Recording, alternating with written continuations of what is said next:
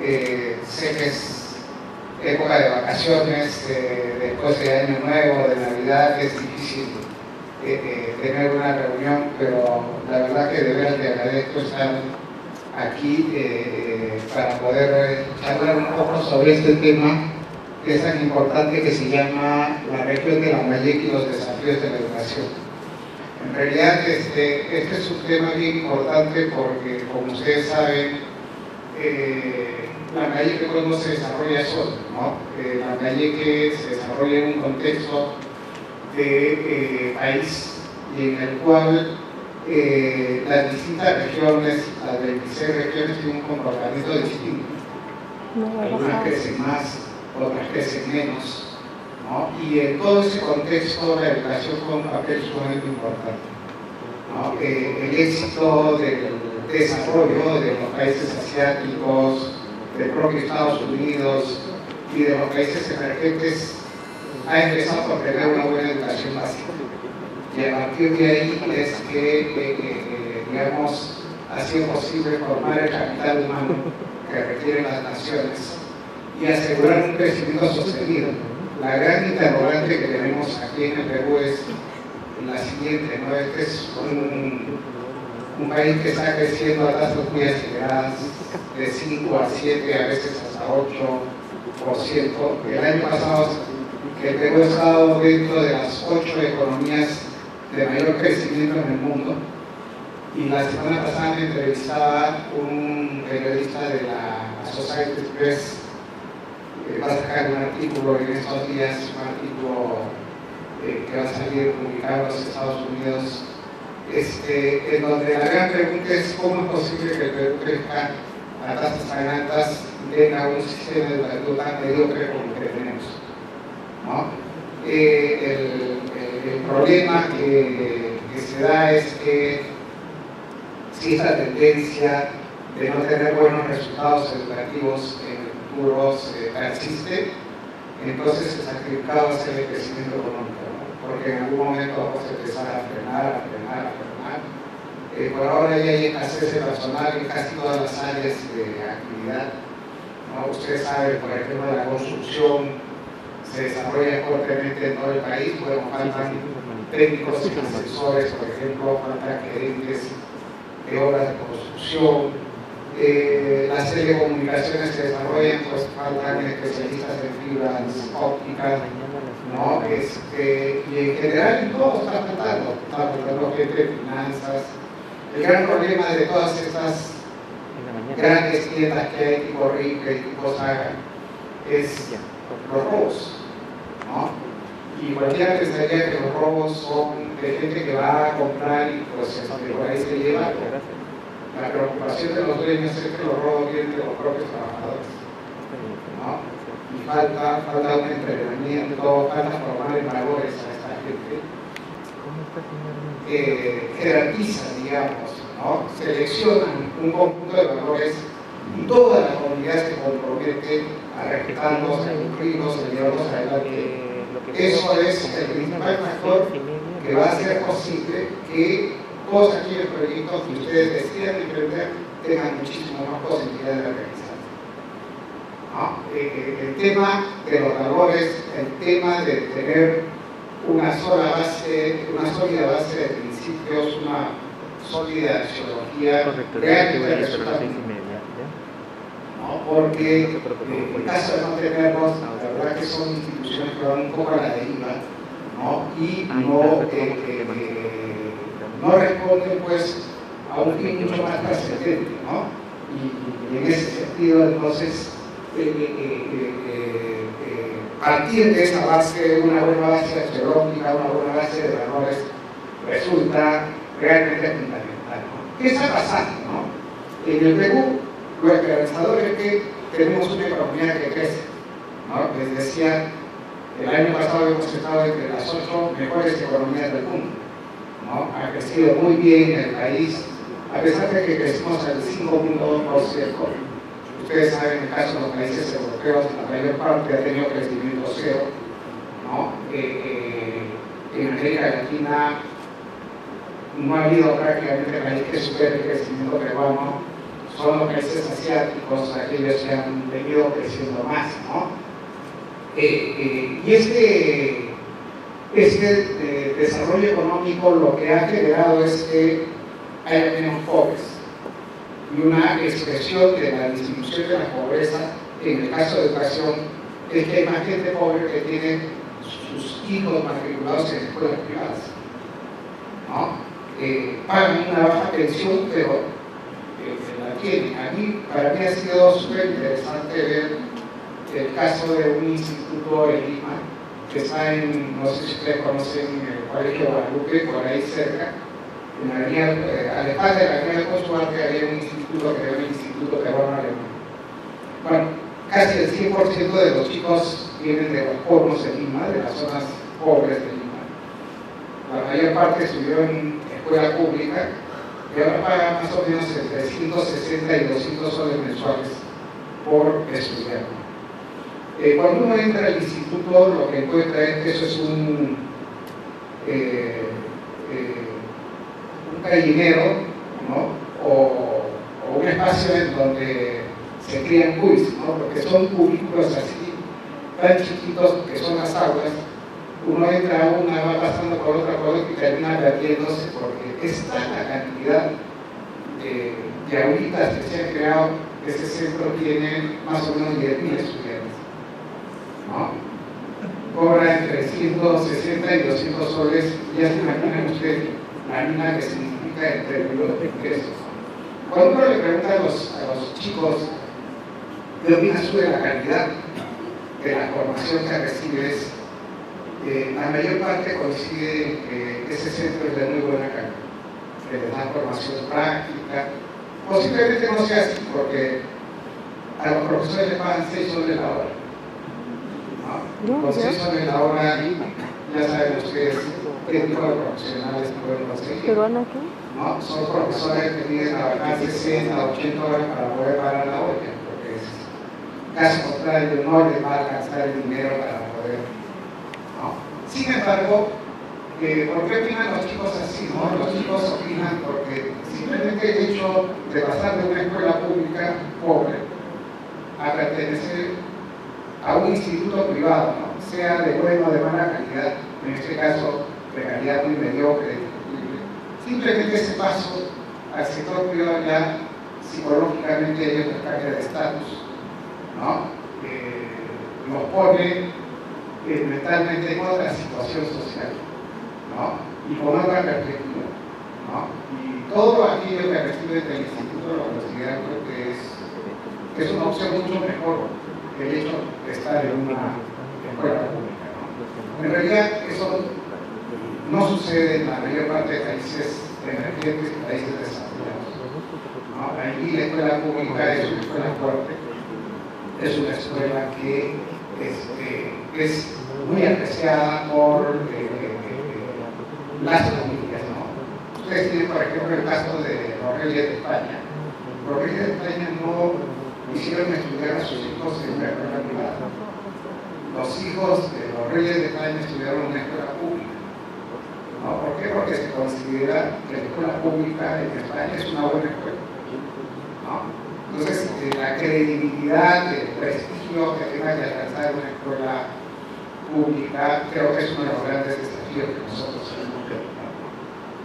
Bueno, este tema de la economía, pues como les decía, ha traído una caída en la pobreza, ha abierto perspectivas de desarrollo y aspiraciones sociales de una mayor cantidad de población. La clase media se ha incrementado en el país y también el crecimiento económico lo que ha hecho es que el sector de educación tenga una prioridad en términos de asignación de recursos muy grandes, ¿no? El presupuesto de educación ha pasado de 6.500 millones en el año 2000 a 19.000 millones en el 2013, ¿no? Es decir, se ha triplicado y en un contexto en el cual la inflación casi no ha existido, ¿no? Ustedes han tenido niveles de entre 2 y 3% de inflación, lo cual es bastante bajo.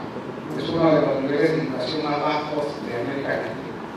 No solo aumentó, se duplicó el presupuesto, sino que la matrícula pública ha caído en 1.200.000 estudiantes. Es decir, por efectos de que hay menos población en edad escolar, ¿no? Y ante un poco la decisión de la escuela pública, lo que han crecido son los servicios de educación privada, ¿no? Aumentó en 1.100.000 la matrícula privada y disminuyó en 1.200.000 la matrícula pública, ¿no? ¿Qué ha significado eso para la escuela pública? Lo que ha significado es que el gobierno, al tener más presupuesto, ha aumentado la inversión por estudiante, lo cual es bueno. Es bueno porque nosotros estábamos a la cola en términos de inversión por alumno, ¿no? Más o menos, en algunos momentos hemos estado invirtiendo algo así como $150 por estudiante, mientras en Chile se invertía $600, $750, en Argentina, en Uruguay más de $1.000. Es decir, la diferencia era realmente sustantiva, ¿no? Y entonces, ¿qué es lo que sucede en este momento? El gran desafío que tiene la educación es cómo hacer para gastar todos los recursos que tiene, ¿no? En el Acuerdo Nacional se decía que la educación debe participar del 6% del producto. Bueno, ahora tenemos el 3%, pero no podemos gastar el 3%. El año pasado hemos devuelto 2.860 millones de soles. En el 2012 hemos devuelto 3.450 millones de soles.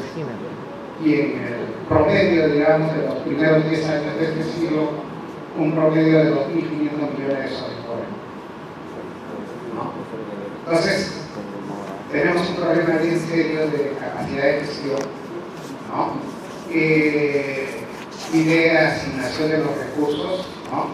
Que a veces hace muy poco explicable todas las quejas que yo recibo de parte de ustedes en el blog que tengo en el portal de Educarred, ¿no? Por ejemplo, las quejas van por el lado de que a los directores no se les está pagando las encargaturas, o a personas directivo y jerárquico, el CPI junto está atrasado, la compensación por tipos de servicios igual, no hay definiciones en cuanto a la cualificación que deben recibir los profesores por trabajo en área rural, en frontera, universidad, en grado, etc.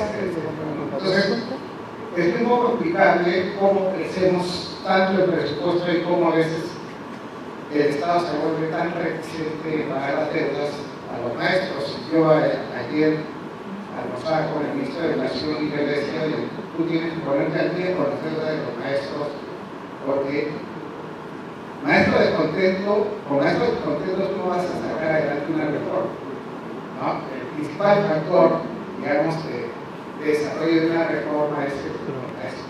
¿No? Significa que el postulante, por un lado, sepa expresarse bien, por otro lado, sepa escribir por lo menos un texto básico, sepa dar una orden, sepa entender una orden, sepa un lenguaje informático básico, tenga un dominio intermedio del inglés, es decir, todo eso significa la capacidad de comunicar, ¿no?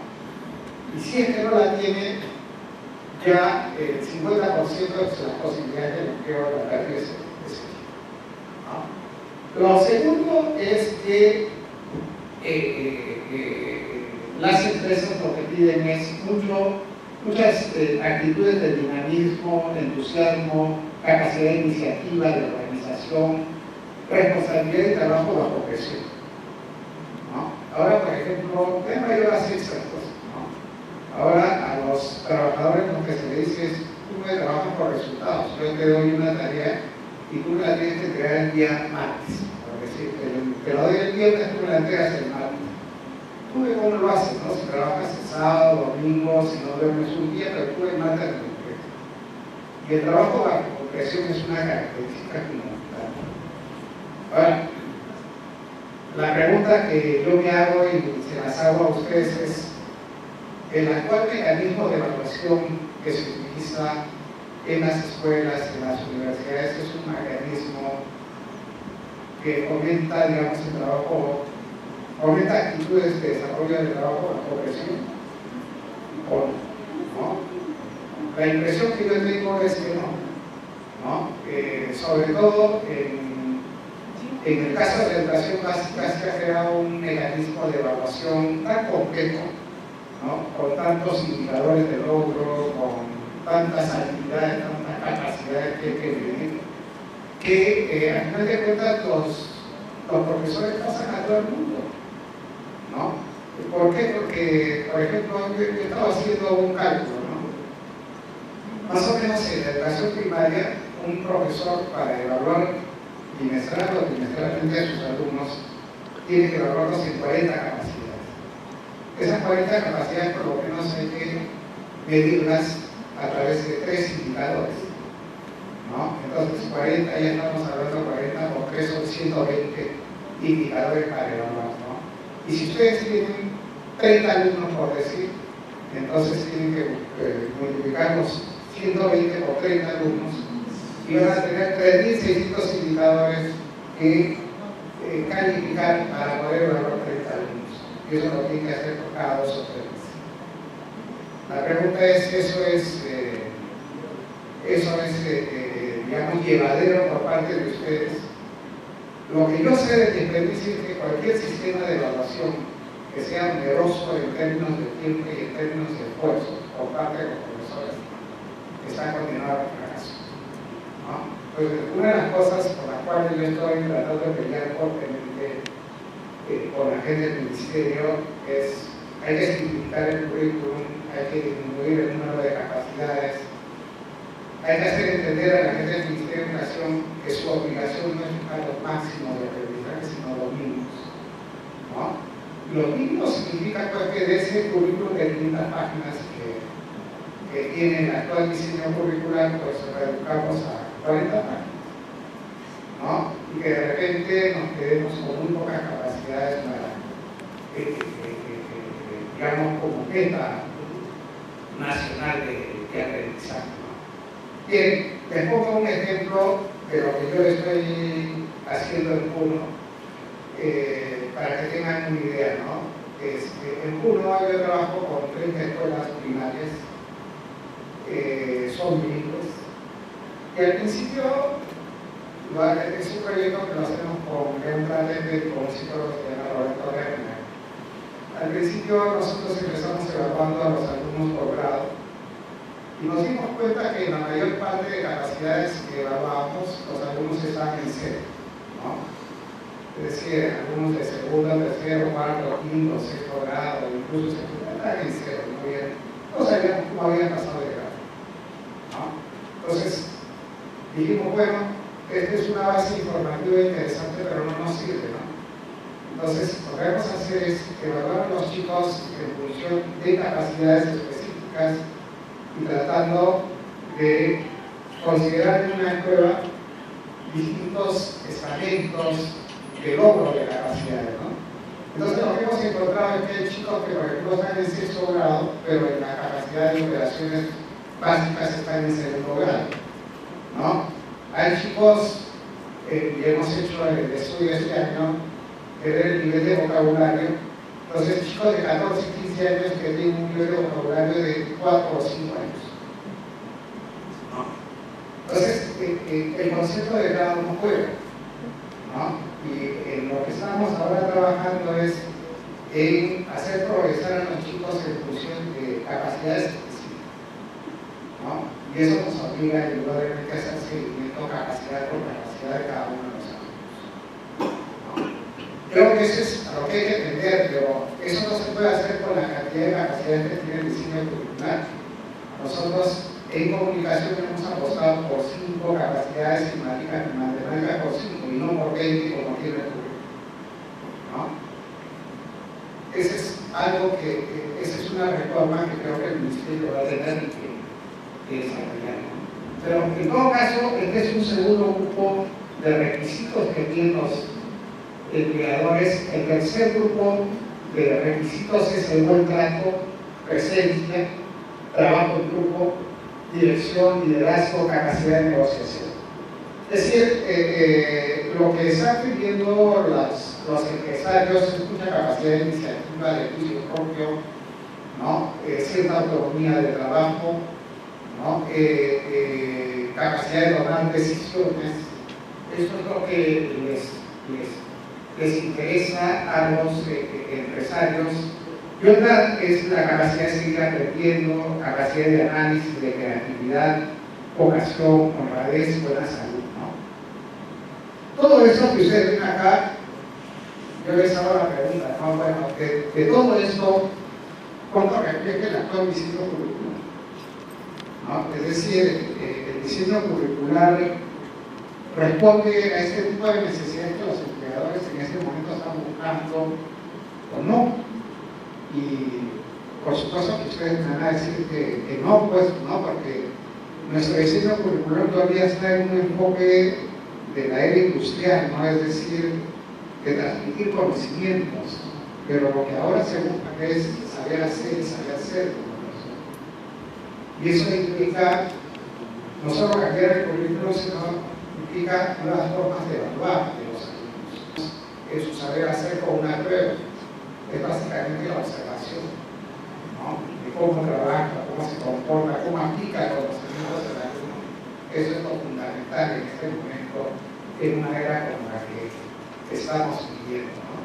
Entonces, por aquí, por el lado de lo cualitativo, del qué enseñar, hay un camino por recorrer que es muy grande. Yo la verdad que al Ministerio lo que estoy recomendando es que venga gente nueva. Acá nosotros no tenemos especialistas que nos permitan diseñar un currículum como el que se requiere para estos tiempos. Yo he tenido ocasión de asesorar por todavía lo sigo haciendo a la Reforma Mexicana de la Educación Básica. De allí, para hacer el nuevo currículum, en primer lugar hemos trabajado 3 años. En segundo lugar, se ha hecho alianza con las principales organizaciones del mundo que nos ayuden a evaluar y a formular el currículum. Por ejemplo, la Universidad de Nueva York nos ayudó a evaluar la parte de ciencias, la Universidad de Melbourne de Australia, toda la parte de primaria, Oxford, todo lo que es estándares, la OCDE que aplica las pruebas PISA, todo lo que es evaluación. Y acá un grupo latinoamericano de cual formaba parte, ayudamos a hacer consolidación y a ver cómo hacemos un currículum mucho más realista, ¿no? Pero si no hay apoyo de otras experiencias, la verdad que podríamos estar de ida en un enfoque cuando los otros países ya están de regreso, ¿no? Por ejemplo, les digo, en el Ministerio, actualmente se está trabajando bajo un enfoque, y yo le he dicho a la directora de Educación Básica que esto es inviable. Afortunadamente hay un amigo que ya lo convenció de que no es ese el camino. Aprendizajes fundamentales, un primer estrato. Competencias, un segundo estrato. Estándares de competencias, tercer estrato. Capacidades, cuarto estrato. Indicadores de logro, quinto estrato, ¿no? Entonces, para cada cosa hay como 500 páginas que produce.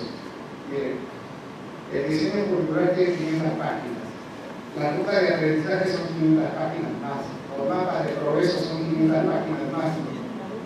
Y yo le digo al ministro, ¿y tú crees que un maestro sabía 2.000 páginas para entender el currículum? No.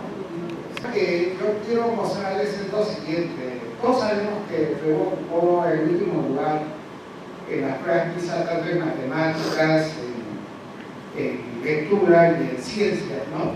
Pero acá lo que preocupa es lo siguiente, miren, todo lo que ven ustedes en la línea intermedia, media pregunta, lo que está en medio, son los resultados de los estudiantes en el nivel 2. PISA mide en 6 niveles a los estudiantes.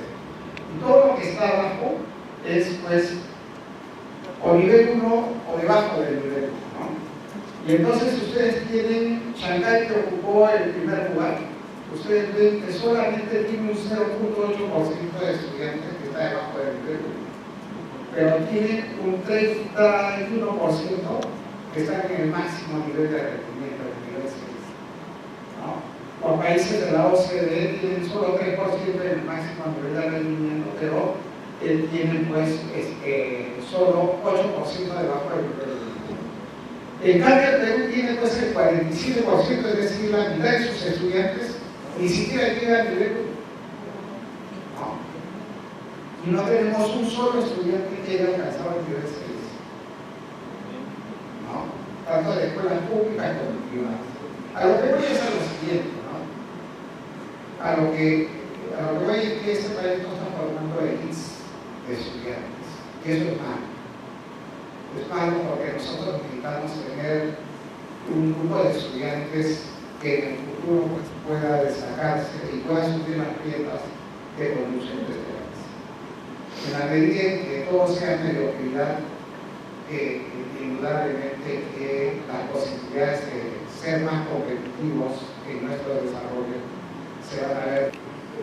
Haya pues la mayor cantidad de gente a partir del nivel 2, pero a partir del nivel 2 solamente está la tercera parte de los estudiantes. Entonces, acá el caso de PISA es importante por una razón. No, PISA no evalúa chicos de 15 años, pero no los evalúa en función del grado en que están, sino los evalúa en función de la trayectoria educativa que han seguido desde su educación inicial hasta la educación al momento de que todos se evalúan. Algunos están en secundaria, en segundo, otros en cuarto, otros en quinto, es variable, pero lo que utilizan como criterio PISA es 15 años, ¿no? Y lo que nos muestra pues, es que si estamos en una distancia muy considerable respecto de otros países, incluso de los países latinoamericanos, ¿no? Aquí participaron 8 países latinoamericanos y los que peor salimos fuimos nosotros y los colombianos. A mí me sorprendió el caso colombiano porque Colombia tiene cosas muy buenas. Por ejemplo, Colombia tiene la mejor experiencia que hay en América Latina de educación en áreas rurales. Ahora, ¿qué pasa con la evaluación censal de estudiantes? Bueno, hemos visto PISA, pero la evaluación censal de estudiantes, esta gráfica que ven aquí, es una gráfica que vemos resultados a nivel de ciudades que pueden ser comparadas, ¿no? Por ejemplo, Piura, Chiclayo, Ica, Trujillo, Arequipa Norte, Lima Metropolitana, ¿no? Como ustedes ven, Chiclayo supera a Piura, está algo más bajo en lectura que tanto Ica como Trujillo, pero ya bastante distante de Arequipa y Lima Metropolitana. Y también está bastante distante de Moquegua y Tacna. Moquegua ha sido desde hace 4 años o 5 años la región que mejor desempeño tiene en el país. Está sacando el número 1 tanto en lenguaje como en matemáticas, ¿no? Y algo hay que aprender de ellos, ¿no? En el caso de matemáticas, Chiclayo está debajo de todos. Está debajo de Piura, debajo de Ica, Trujillo, bueno, Arequipa, Lima, Moquegua, Tacna, ¿no? Entonces, algo hay que hacer. Algo hay que hacer por mejorar los resultados educativos que tiene la región Lambayeque, ¿no? Y aquí miren que estamos hablando de Chiclayo, no estamos hablando de la región en su conjunto, ¿no? Estamos hablando, digamos, de lo más urbano, lo más moderno, ¿no? Pero comparativamente a otras ciudades está un poco avanzada, y esto no se condice con el desarrollo económico de Chiclayo que ha venido creciendo en los últimos años. Si es que, digamos, la tendencia se continúa, lo probable es que el desarrollo económico de Chiclayo empiece a detenerse. Y eso es lo que hay que evitar, ¿no? Hay que evitar eso. ¿Qué hacer? ¿No? ¿Qué hacer? Miren, los consejos que yo voy a darles son consejos que simplemente son de criterio común. En realidad yo soy enemigo de aquellas recomendaciones sofisticadas que muchas veces pueden transmitirse de manera muy bonita, pero que nadie entiende, ¿no? Yo creo que lo primero que hay que hacer es retornar a la sencillez, ¿no? Creo que la conducción del sector no puede estar cambiando términos, ¿no? el trabajo en las escuelas año tras año, ¿no? Y un año son las competencias, otros son los aprendizajes fundamentales, otros son los organizadores, y así sucesivamente, ¿no? Cada año a ustedes le meten un concepto, ni bien los han terminado de capacitar en uno, ya hay otro concepto, ¿no? Bueno, eso hay que olvidarlo. Lo segundo es que, miren, yo creo que no hay que trabajar con tantas subdivisiones, ¿no? Aprendizajes fundamentales, competencias, capacidades, estándares de competencias, indicadores de logro, todo suficiente. O trabajan con competencias, indicadores de logro suficiente. Para que esa subdivisión que hace más complejo el trabajo de ustedes, ¿no? Y ese es por donde está yendo en este momento el mundo desarrollado. El mundo desarrollado ya se ha dado cuenta de que no hay que sofisticar mucho el modelo, porque nadie entiende, ¿no? Para los autores, digamos, del diseño curricular puede ser muy bonito tener un documento de 500 páginas, pero para un maestro eso resulta pues un calvario, ¿no? Y entonces hay que pensar en el maestro, hay que pensar en el alumno al momento de diseñar estos instrumentos, ¿no? Miren, en Chile, el año pasado se hizo una evaluación de cuáles eran las razones del éxito, ¿no? ¿Por qué había algunas escuelas que tenían mejores resultados que otras? Y lo que se encontró es que había 4 factores bien importantes. Uno es que esas escuelas que tienen éxito tienen profesores que escriban contenidos hasta que todos los alumnos los entiendan, ¿no? Revisan y corrigen con ellos sus tareas, sus pruebas. Así es simple. Lo segundo es que hay confianza y respeto a los compañeros en el aula y en la institución. Hay mucha confianza y respeto entre profesores y entre compañeros de clase, ¿no? Lo tercero es que los profesores motivan a los alumnos a ser responsables, respetuosos, solidarios con otros, los corrigen cuando hay que hacer algo incorrecto, ¿no? Es decir, tener la disciplina fundamental, ¿no? Tener un buen clima de trabajo en el aula es bien importante. Y lo cuarto es que se tienen padres que apoyan para que realicen sus tareas, conocen, están siempre al tanto de las notas de sus alumnos, felicitan a sus hijos por sus logros, ¿no? Y estas fórmulas que parecen súper sencillas es la clave del éxito de las mejores escuelas chilenas, ¿no?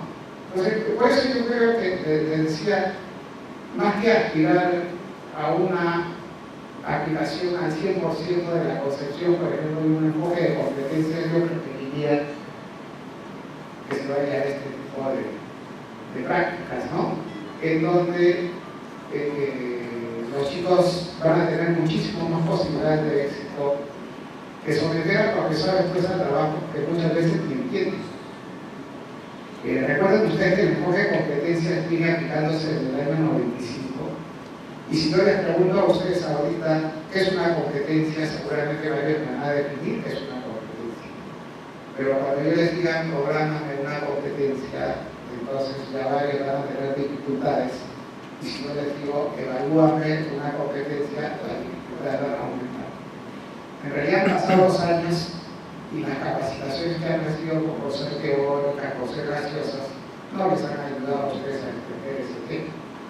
¿No? Incluso en la educación privada, ustedes tienen un colegio como León Primero de Lima, que es muy prestigiado, el colegio judío. Bueno, 20 años, igual que el colegio de Inmaculada, 20 años capacitando a sus docentes para que después de 20 años más o menos ya los profesores manejen el concepto de competencia, ¿no? Haciendo buenas capacitaciones.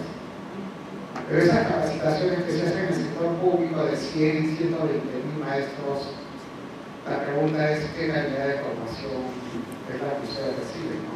Yo soy un convencido de que en mi país no hay capacidad para capacitar bien a más de 10.000 maestros. Por tanto, superar esa meta y decir, es que no vamos a capacitar 100.000 maestros, eso es un engaño, ¿no? Entonces, volver a la simplicidad diversidad me parece un tema fundamental.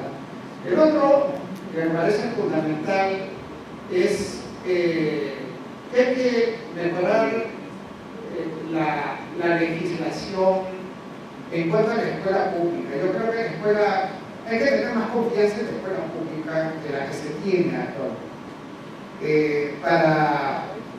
Para los funcionarios de todo nivel de la administración, del ministerio, de la SUTEP, de las regiones, lo que sucede es que no creen pues, en los profesores y en los directores. No son respaldados, consideran que no tienen la suficiente creatividad como para tomar decisiones, y muchas de ellos es, por ejemplo, las famosas ministers. ¿Por qué todos los años hay que sacar una directiva del año escolar? En realidad, una directiva del año escolar debería salir por cada 5 o 6 años y contener lo mínimo.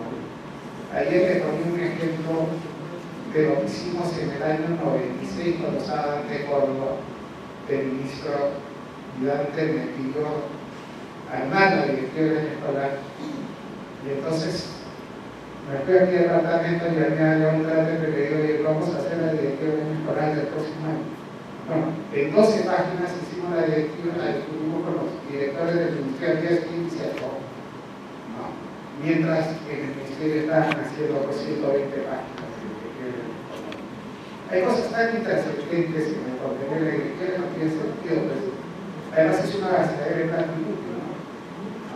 Entonces, ¿qué debería hacer, no? Lo primero es que yo creo que las escuelas, sus propias escuelas, las superiores que hacen, que llaman a los directores, decir, yo te tuvimos masas, ¿no? Y eso pues tampoco puede ser, ¿no? Digamos, el cálculo de los costos de la adquisición y distribución de libros debe considerar presupuestos hasta la llegada de esos libros a las escuelas. Es como el PENA.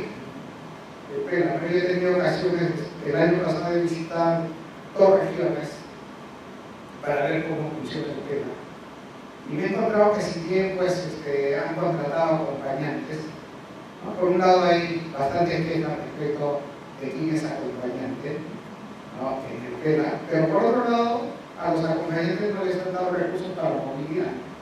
Entonces el acompañante se ha convertido en un especialista de la UGE, pero que está un poquito más cerca del colegio, pero que no visita el colegio. Está, digamos, en una oficina del municipio, de algún otro sitio, esperando que los directores, profesores de los colegios lleguen a visitarlo y hacerle consulta. Por eso no es el papel de un acompañante. El papel de un acompañante es ir, visitar la escuela, ver cómo trabaja el profesor, estar por lo menos unas 2 o 3 horas con él, sacar algunas conclusiones, dejarle algunas orientaciones y listo, ¿no? Entonces, aquí hay que mejorar toda esta asignación del gasto, ¿no?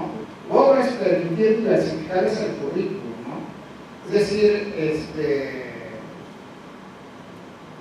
en eso muchas veces las mujeres son inflexibles, ¿no? En el sentido de que ustedes obligan a cumplir tales y tales cosas, ¿no? Incluso los procedimientos de evaluación.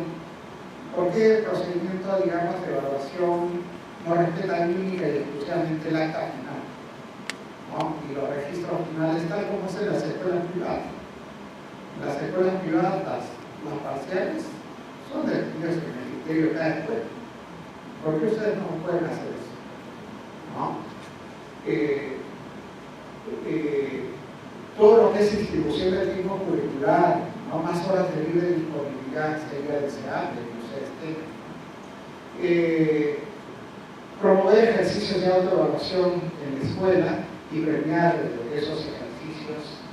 Brindar asesoría con un equipo de acompañantes calificados, ¿no? Es lo que les decía, ¿no? El éxito, digamos, de una política de acompañamiento está en función de la calidad del acompañante. Si ustedes tienen un acompañante en el cual ustedes saben más que el acompañante, definitivamente esto no va a servir, ¿no? La otra cosa tiene que ver con la planificación.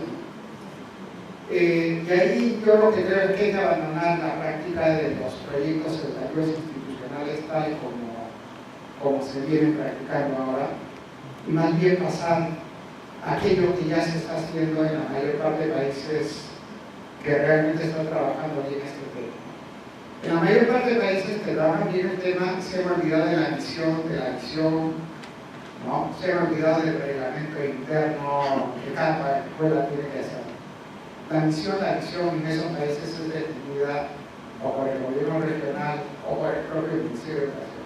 Es decir, hay una visión estándar para todas las escuelas de una localidad y se evita que ustedes tengan que estar haciendo misiones y misiones. Pero las misiones y misiones deben estar en la axiología propia del colegio, ¿no? Y más bien dedicar los esfuerzos del proyecto educativo institucional a aquello que realmente es sustantivo. Hay que tener en cuenta que un proyecto educativo institucional es una herramienta de gestión. No es una herramienta filosófica, no es una herramienta teórica, ¿no?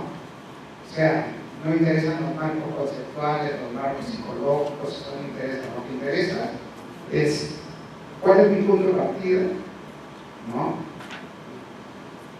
Hacia dónde quiero llegar y qué tipo de medidas debería yo emprender para llegar a esas metas que me propongo. ¿No? ¿Y eso qué significa? Por ejemplo, que se hace en países que ya aplican las técnicas de planes de mejoramiento, ¿no? Lo que significa es identificar, por ejemplo, cuántos alumnos por aula tienen un desempeño destacado, cuántos tienen un desempeño muy poco suficiente, ¿no? ¿De qué porcentaje? Y entonces me fijo metas de mejora en cada caso, pero a la vez de identificar metas de mejora, tengo que identificar qué cosas tengo que hacer.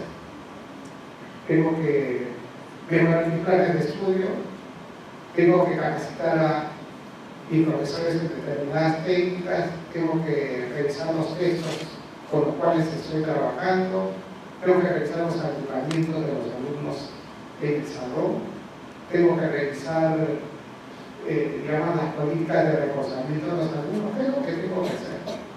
¿No? Y es en función de eso que los colegios van trabajando, ¿no? Entonces, y la otra cosa que es bien importante es que estos planes de mejoramiento solamente atacan 2 o 3 problemas principales de la institución, es decir, no cubren toda la actividad del colegio, sino aquello que se considera lo más crítico, ¿no? Y ahí se centra, ¿no? Porque lo que se sabe es que si uno ataca un problema crítico, en la medida que ataca bien ese problema crítico, está resolviendo toda una serie de problemas parciales que hay alrededor del problema.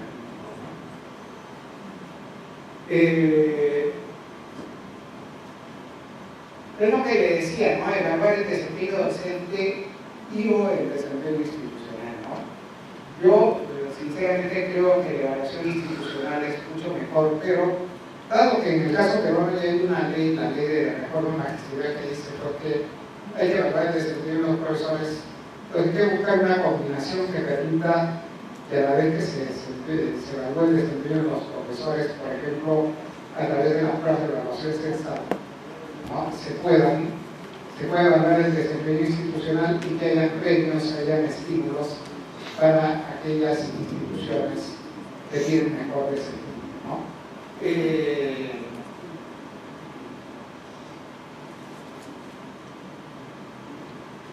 ¿Qué dice la experiencia internacional? ¿No? Hay, en varios países se ha hecho seguimiento de por qué las escuelas y por qué los sistemas educativos tienen mejores resultados. Y hay 5 factores que se han identificado como importantes, ¿no? Uno es que hay que apostar por el fortalecimiento de la institución educativa, ¿no? Pero no solamente en palabras, sino hay que apostar por el fortalecimiento en términos reales. ¿Y eso qué significa? No significa empoderar al director, respaldarlo. Esa es una primera condición. Lo segundo es que hay que reclutar profesores y directores entre lo mejor que hay en el mercado. Y yo la verdad que no estoy muy de acuerdo con aquellas promociones internas en donde el director se jubila y los profesores dicen me toca a mí porque yo soy el más antiguo. Eso, la verdad que no, en los Estados Unidos, por ejemplo, cuando hay una vacante de un decano o de rector de una universidad como Stanford o Harvard, hay concursos mundiales. Se busca lo mejorcito del mundo para ocupar ese cargo. Y acá, si bien no queremos que sean concursos mundiales, por lo menos a nivel de la mujer sí debería buscarse lo mejor para ocupar una vacante. Y no encerrar el proceso en un pequeño grupo de profesores, ¿no? Hay que retenerlos a través de incentivos y posibilidades de superación profesional. Y por supuesto hay que mejorar la calidad de la formación inicial del servicio. La verdad que las facultades de educación que hay están totalmente divorciadas de aquello que necesitan las aulas, ¿no? Y al final de cuentas, un egresado sale de un centro de formación docente, pero para poder trabajar bien en una escuela tiene que ser capacitado. Porque aquello que adquirió, digamos, en una facultad o en un pedagógico no habría sido suficiente para poder desempeñarse. Eso hay que corregir. Y eso supone pues, un diálogo más intenso del Ministerio de Educación, de los gobiernos regionales, con las facultades y los institutos pedagógicos, ¿no? La otra cosa es que esto se está haciendo en el caso peruano, pero quizás valdría la pena optimizar el procedimiento y aprovechamiento, ¿no? Lo que dice es que los resultados de la evaluación censal deben llegar a los padres de familia, pero debe haber un procedimiento más eficaz de aprovechamiento de estos resultados.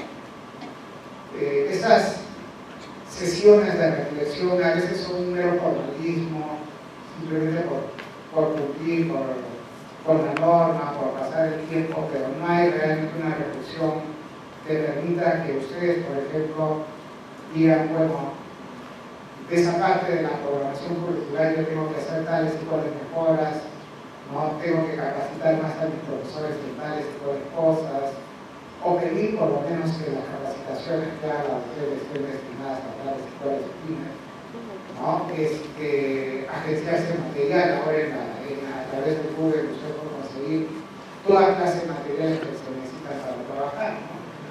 Entonces, aprovechar mejor los resultados de las pruebas de evaluación es importante. Estimular a los docentes a ser directorios capaces de ser buenos. Eso pasa por un tema que es el aumento salarial. Una de las cosas que yo conversaba ayer con el ministro es que creo que mientras no mejoremos el piso salarial de los profesores, es decir, la reclamación debe ser bien difícil conseguir mejores postulantes a la carrera docente. Es decir, con 1.200, 1.300 soles no es un atractivo para buscar mejores postulantes, ¿no? La gente se va a ir a otras carreras, ¿no? Entonces, yo la verdad que creo que la reforma magisterial tal como se viene implementando, no se viene implementando bien y quizás un nuevo gobierno va a tener que replantear esta ley. Una de las cosas que cada vez estoy más convencido de que tener 8 escalas es demasiado. En Estados Unidos, Puerto Rico, por ejemplo, son 3 escalas, ¿no? Y para el caso peruano eso sería mucho mejor. Nosotros tenemos un pésimo sistema de información. A mí me tocó coordinar la formulación de la carrera pública magisterial para postear los incentivos de información sobre, por ejemplo, docentes de escuelas universitarias, de escuelas multigrado, años de servicio de los profesores, niveles magisteriales. Y la información que me pasaba el ministerio es que, por ejemplo, había escuelas universitarias con 20 profesores. Entonces, ¿qué escuela universitaria si tiene 20 profesores? ¿No? O docentes que están en el quinto nivel magisterial con 2 años de servicio. O sea, hay un sistema de información que es muy malo, ¿no? Y si hacemos más compleja la carrera en términos de escalas, ¿no? Y de incentivos, por ejemplo, para la ruralidad, hay como 5 incentivos distintos para la ruralidad. Yo no sé cómo se va a manejar eso con un sistema de información tan malo, ¿no? Entonces creo que todo este tema que tiene que ver con la aplicación del crédito en los docentes va a tener que ser simplificado, quizás hacerse de manera mucho más efectiva, ¿no? Estimular la competencia y la rendición de cuentas, ¿no? Hay que dar más autonomía a las escuelas públicas, pero igualmente acompañar la rendición de cuentas, ¿no? Yo, la verdad que no encontré explicaciones el año pasado cuando suprimieron el programa de mantenimiento preventivo, ¿no?, de las aulas. Dinero que le dan ustedes para mejorar las aulas. El estudio que había hecho el Ministerio de Economía y Finanzas, lo que decía era que solo el 3% de las escuelas no había rendido cuentas. Y entonces, si es el 3% el que no había rendido cuentas, la verdad que el programa había sido un éxito. Y no tenía ningún sentido suspenderlo, ¿no? ¿Cómo se suspende algo que tiene éxito? ¿No? Entonces, este año van a volver a darlo, ¿no? Pero, digamos que este es un ejercicio del mantenimiento preventivo que ojalá se extienda a otros gastos urgentes que tienen las escuelas, ¿no? De que ustedes reciban recursos que ayudan juntas, ¿no? Y la otra cosa es reorientar con la asignación de recursos. Miren, hemos devuelto 2.860 millones de soles el año pasado y quien ha gastado menos que la región es el propio ministerio, ¿no? Entonces, y eso es la tendencia de varios años. Entonces, si esa es la tendencia, la pregunta es ¿por qué no transferir más recursos a la región? ¿Por qué el Ministerio de Educación tiene que tener programas como de infraestructura o el de alfabetización centralizados en el Ministerio si esos podrían ser administrados por las regiones? ¿No? Yo entiendo que la parte de textos sí debería estar centralizada porque hay un tema de economías de escala, ¿no? Es decir, si yo compro, por decir, 10 o 12 millones de textos, no es lo mismo que comprar 400.000 en una región. A la región le va a salir más caro comprar 400.000 que al ministerio comprar 10 o 12 millones.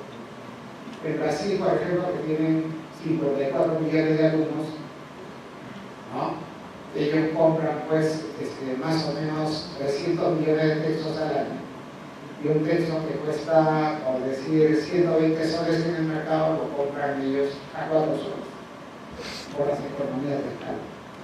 Entonces, cuando hay economía de escala, igualmente que se justifica que el presupuesto sea centralizado. Pero si no lo hay, como en el programa de alfabetización, por decirlo, pues eso tiene que estar en la región o debería estar en la UTEP, ¿no? Ahí hay que hacer algo para, digamos, corregir ese sistema de asignación, ¿no? Y la otra cosa es que aquellas escuelas que son las más carentes pues tienen que tener una especie de plus presupuestado, ¿no? Por ejemplo, miren, ustedes van a la selva, visitan una aula en zona rural y en las épocas más calurosas el aula está a 50 grados de temperatura, ¿no? ¿Por qué? Porque las aulas no han sido construidas para un ambiente. Ustedes van a Puno, a 4.500 metros, donde hay varias escuelas que yo visito, y las escuelas son una congeladora en las épocas de verano, ¿no? No hay sistemas constructivos térmicos, digamos, como ya lo hay en varios países, que permitan que las aulas sean más cómodas para aprender, ¿no? Entonces, la verdad que hay bastante trabajo por hacer en este campo, ¿no? Pero finalmente yo quisiera terminar con una reflexión de algunas preguntas y unas inquietudes que les dejo, ¿no? De todo esto, de toda esta situación que vivimos, hay que buscar unos porqués, ¿no? ¿Por qué estamos donde estamos? ¿Por qué no avanzamos? Y por qué muchas veces experiencias de aprendizaje con materiales simples, ¿no? Los hay, pero son muy pocos, digamos, en relación a la cantidad de profesores que se tienen en el país, ¿no? ¿Cuántas clases motivan a sus alumnos a aprender? ¿En cuántas se aprende tomando decisiones? ¿Cuál es el tiempo que se dedica realmente a aprender?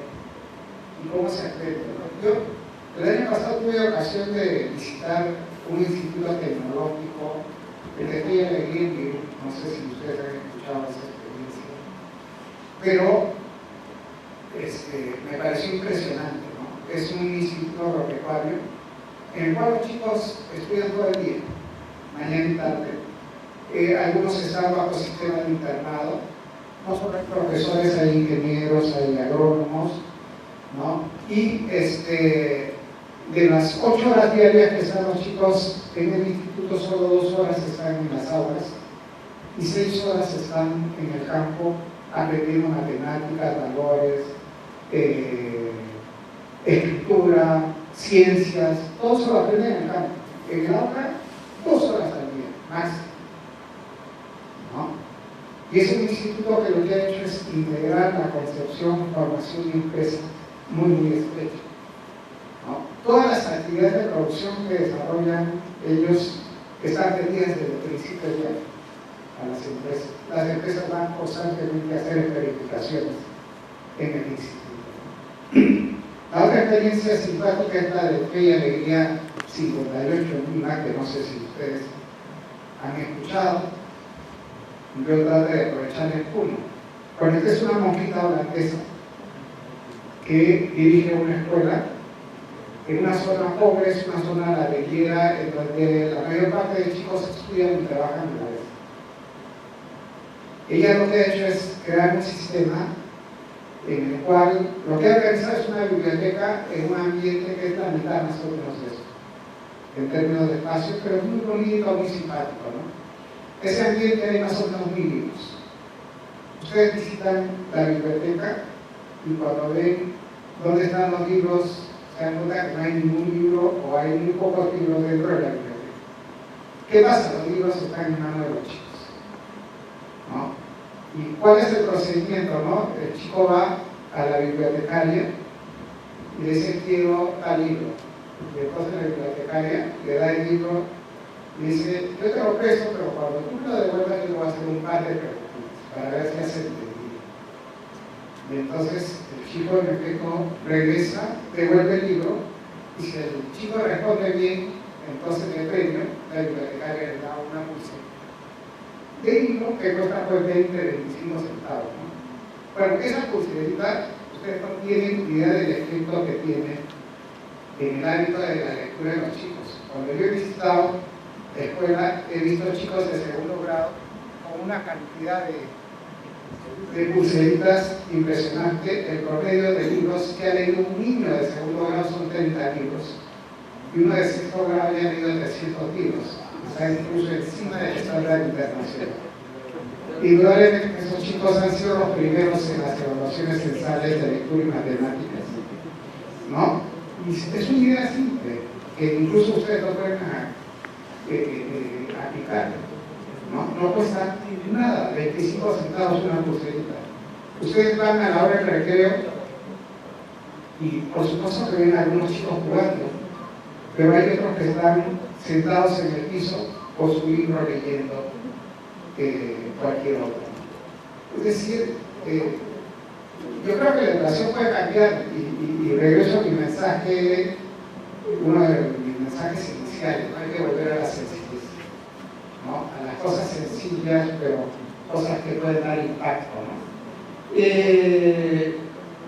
La otra cosa es cómo se evalúa si el conocimiento adquirido por un alumno es útil en la vida diaria, si se lo prepara para ser selectivo en lo que desea aprender. En el caso de matemáticas, por ejemplo, los alumnos en parte fracasan porque las matemáticas que reciben son matemáticas muy abstractas, ¿no? Es decir, a veces hay profesores que llegan y llenan de fórmula una pizarra, ¿no? Les dicen una regla de 3 se hace de esta manera, una división, una multiplicación, pero nunca les dicen para qué sirve la multiplicación, para qué sirve la división. Uno lo puede aplicar saliendo de la escuela en la tarde, digamos, ¿no?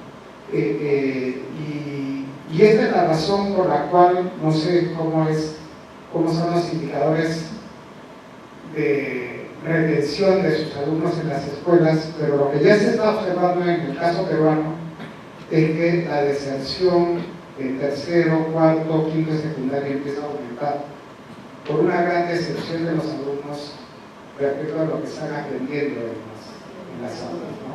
Consideran que aquello que aprenden no les sirve mucho, y en el caso de las zonas rurales el dinero los atrae más, ¿no? Y entonces dejan de estudiar, ¿no? Entonces eso quizás es algo que se hay que corregir. Y la última pregunta es si hay suficientes oportunidades para desarrollar el pensamiento autónomo en clase, ¿no? El juicio crítico, la capacidad de tomar decisiones, ¿no?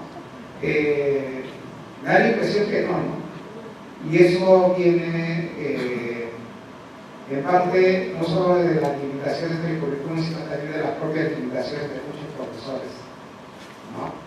Yo he tenido ocasión de hacer análisis entre las evaluaciones censales de los alumnos y las evaluaciones censales que les aplicaron los profesores en el año 2006 o 2007, y comparando lo que se encuentra en mucha similitud, ¿no? Es decir,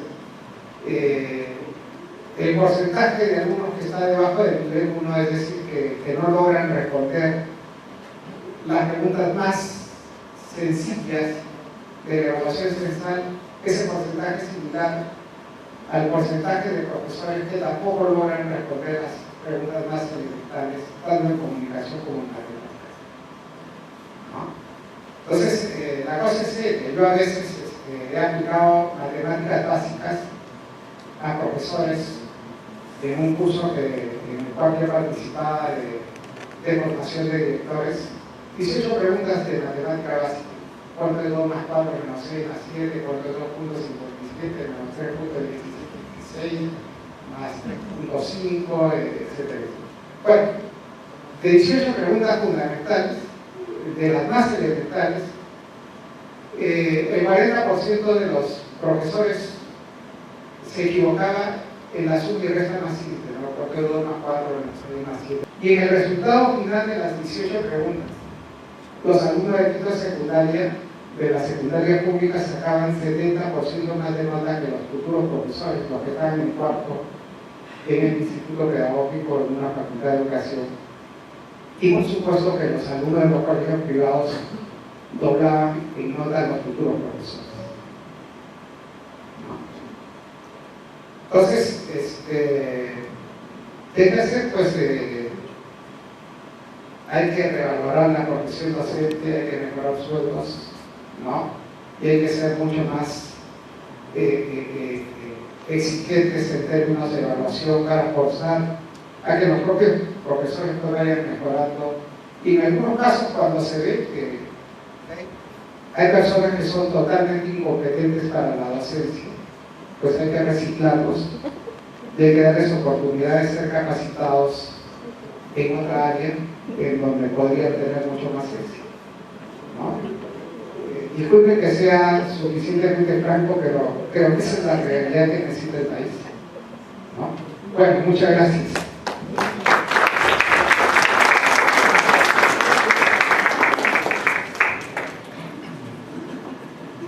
Muchísimas gracias, doctor Hugo Díaz Díaz.